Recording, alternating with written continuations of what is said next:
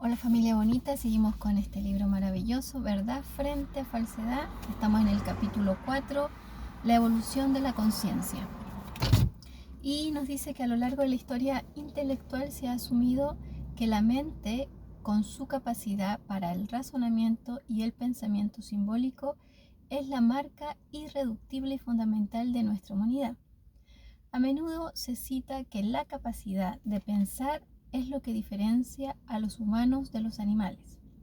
Sin embargo, cuando examinamos la mente más de cerca, descubrimos que en realidad no es algo fundamental, sino un epifenómeno de la conciencia con un rango limitado de utilidad y fiabilidad.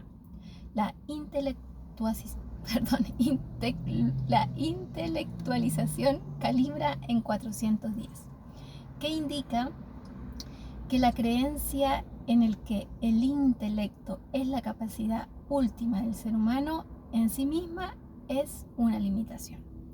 La mente va acompañada de su presunción ingenua, que es innata e inexpresada, pero siempre está presente.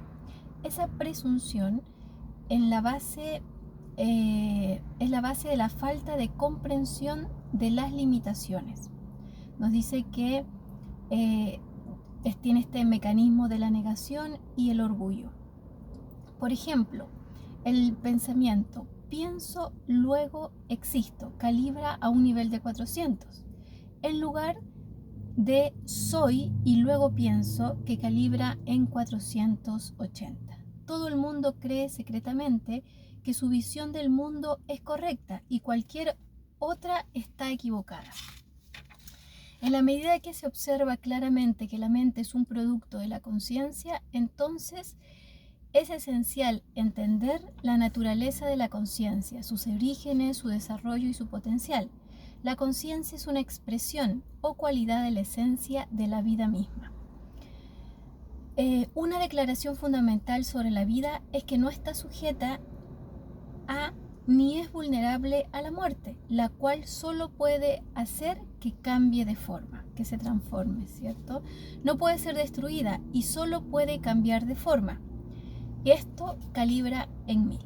Es asombroso que la humanidad no haya sido consciente de esta comprensión crucial. Una razón probable es que aunque todos los grandes sabios, avatares espirituales avanzados han declarado de que la vida es eterna, esta gran verdad ha sido compartimentada por una mente ordinaria, que ha asumido que dicha declaración está limitada a las enseñanzas espirituales o religiosas, en lugar de ser una verdad general. Por lo tanto, se infería que era una cuestión de fe en más que un hecho. Esta frase me ha llegado pero profunda, es decir, incluso trasciende esta confianza y certeza, porque más allá de la fe es un hecho, es decir, aunque la persona no lo crea, y por eso creo que el curso de milagros nos comentaba que incluso cuando una persona no necesita ni siquiera creer en ello, pero si la persona que está expresando o extendiendo ese amor lo sabe, ¿cierto? Desde esta certeza, desde este hecho, bueno, se comparte. Nos dice que otra explicación evidente de esta falta de conciencia en el ser humano medio, dice, identifica a la vida como un cuerpo. Ve a la muerte como un fenómeno fundamental físico y por lo tanto terminal. A pesar de que esta creencia, dice, la mayoría de la humanidad, a pesar de esta creencia que el cuerpo, cierto, la muerte es lo último, pero también nos dice que la humanidad ha asumido y ha creído de manera general que la vida espiritual continúa después de una muerte física. A pesar de la acumulación masiva de conocimientos que el ser humano ha adquirido a lo largo del tiempo, la incertidumbre sigue dominando todos los debates filosóficos, intelectuales. Y se considera que las enseñanzas espirituales son sistemas de creencias, más que un hecho demostrable. Nos dice que todavía la humanidad se sigue planteando las preguntas: ¿quiénes somos? ¿De dónde venimos? ¿A dónde vamos? A pesar de estas supuestas y grandes erudiciones, dice, intelectuales y filósofos del pasado, estas preguntas siguen aún sin responderse.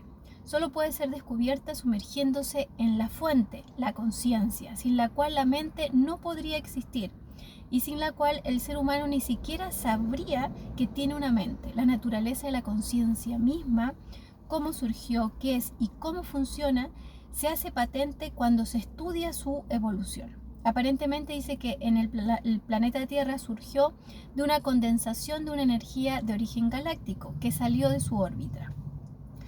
Y este mecanismo lo han estudiado, ¿cierto?, en todo este proceso. Y el sustrato irreductible de toda dimensión física es la energía primordial de la conciencia misma. Esta energía surgió, de la energía surgió la masa visible, así como la energía, la materia oscura, y que no vemos, ¿cierto? Y que constituye la gran parte del universo detectado.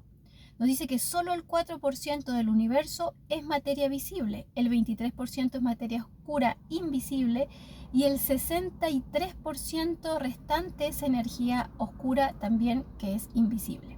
Así dice, el dominio invisible es análogo a la potencialidad y representa la manifestación de la realidad confirmable. Dice que aunque la mecánica cuántica proporciona un medio de entender la transmisión entre los dominios lineales y no lineales, se requiere un salto de paradigma que comienza a nivel de la conciencia a 500. Eso quiere decir más allá de las limitaciones del concepto de causalidad. Dice que la conciencia y la vida son una misma realidad básica, calibran como verdad. Y en la terminología espiritual, la conciencia es la irradiación de la divinidad, la luz de Dios del Génesis. Pero los términos de Dios y divinidad son problemáticos. En lugar de ello, nos dice que podemos utilizar deidad como la realidad última, omnipotente de la fuente absoluta e irreductible de toda existencia. Nos dice que cuando la superficie de la masa de la Tierra fundida se enfrió, la conciencia junto con la materia evolucionaron inicialmente en las formas más simples y primarias, y ahí se surgieron las algas y los líquenes. Y eones después, la inteligencia de la vida animal apareció inicialmente con un ADN de los virus y además bacterias, y fueron los primeros organismos de la conciencia, fueron los primeros organismos conscientes, fueron las bacterias, en la escala de la conciencia, que calibran en 1. Aunque los virus reproducen su propio ADN y son producto de la inteligencia de la conciencia, ellos mismos no son conscientes de la manera innata en el que el emplazamiento exacto del proceso evolutivo ha incluido la forma y la fusión, ¿cierto? Nos dice que la potencialidad reside en forma de patrones en el campo de la conciencia y se transforma en la realidad cuando las condiciones son favorables y son actualizadas por la intención. Ya sabemos, ¿cierto?, el poder de la intención.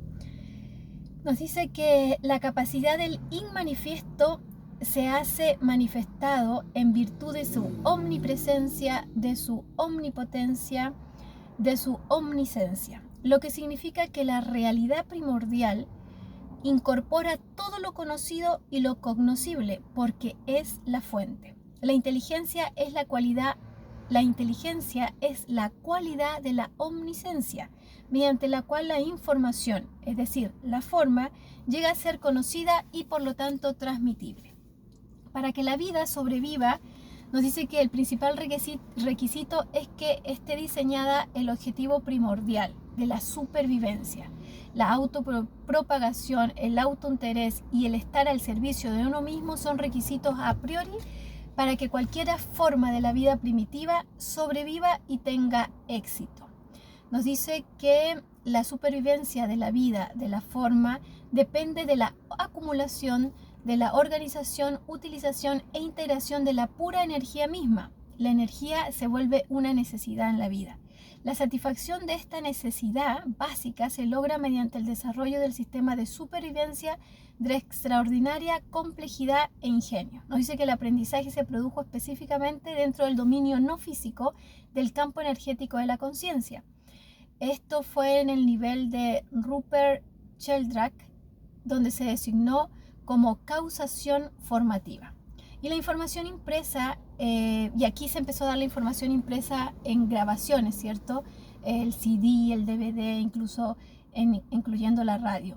La forma misma es una información codificada. Una característica del campo de energía de la conciencia es una propensión innata a evolucionar hacia niveles cada vez más elevados. En algún punto de esta progresión se produce la capacidad de la conciencia, awareness, que proporciona un sustrato a priori para la subjetividad y la capacidad de experimentar, de pensar, sentir y comprender, que ha sido considerado capacidades animales primarias así como humanas. A partir del mapa de la conciencia del reino animal podemos hacer algunas observaciones. Hasta el nivel 200, la vida animal sobrevive mediante la predación. La vida misma del depredador depende únicamente de consumir a sus presas. Desde ese punto de vista, los valores humanos, desde el punto de vista de los valores humanos, la vida animal hasta ese punto es totalmente egoísta, egocéntrica, veloz. Pero la supervivencia a este nivel, en este nivel el depredador no contempla la presa como algo que va a matar, sino que es una necesidad de vida, es un alimento. Su intención no es matar, sino comer. En la medida en que la vida misma no puede morir, esto calibra en verdadero, pero puede cambiar la forma. El espíritu animal continúa viviendo para habitar otro cuerpo físico. En el caso del ser humano, el espíritu nos dice que entra en el feto hasta el tercer mes de gestación. Y en los animales inferiores el espíritu entra antes, pero aún así espera que haya un feto viable para energizar. Bueno, familia, se hizo un poquito largo. Sapnan, espero les haya aportado. Nos vemos el domingo.